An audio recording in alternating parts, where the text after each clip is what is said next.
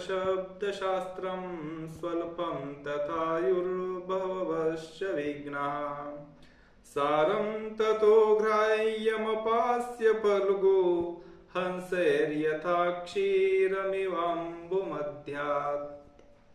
अर्थात काय, शब्दशास्त्र खोल आणि अनंत आहे. स्वल्पम तथायुर्बहवश्च विघ्न, त्यात आपली आयु जी आहे ती स्वल्प आहे, आयुष्य कमी आहे, त्यात विघ्न भरपूर आहेत. सारम ततो ग्राह्यमपास्य फल्गु, त्यामुळे काय, अर्थहीन गोष्टींचं ज्ञान घेत बसू नये, सार सार ग्रहण करावं.